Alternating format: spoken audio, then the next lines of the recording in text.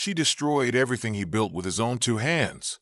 But what she didn't know was that he had control of something far more powerful, the very lake her luxury home depended on. In a peaceful lakeside community, a quiet black veteran named Mr. Elijah Turner had spent years building his dream barn. It wasn't just a structure. It was a tribute to his late father, filled with tools, farming equipment, and decades of memories. Elijah was known for his humility. He didn't bother anyone, just worked his land, raised his crops, and looked after the small dam system next to the resort-style lake, a system he had maintained voluntarily for over a decade. What most people didn't know, he also held the only working key to the lake's main valve. But one day, everything changed. A new HOA board president moved in, a woman named Karen Whitmore. With a sharp suit and a sharper attitude, she claimed Elijah's barn was an eyesore and didn't meet the community's aesthetic standards, even though his property wasn't under HOA jurisdiction. Without warning, and without his consent, she brought in a demolition crew. By the time Elijah got home, his barn was a pile of splinters.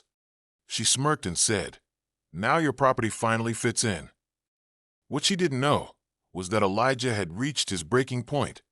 Calmly, he walked down to the dam the next morning, fired up the old water pump, and opened the valve he'd maintained all these years. Slowly but surely, the lake level began to drop. Boat docks leaned, lawns dried up, fish flailed near the shore. Within hours, angry neighbors and HOA board members showed up, and at the center, Karen, red-faced and shouting. But Elijah had done nothing illegal.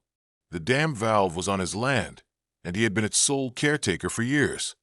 When reporters and legal teams arrived, the truth came out. The HOA had no right to touch his barn. Public support poured in.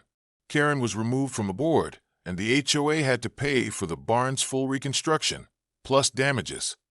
Elijah, he simply shut the valve again and went back to work. Sometimes silence isn't weakness, it's patience waiting for justice. If your hard work was destroyed like Elijah's, how would you respond? Tell us in the comments below. If this story inspired you, hit like, share it with someone who respects hard work, and subscribe for more real, powerful stories that matter.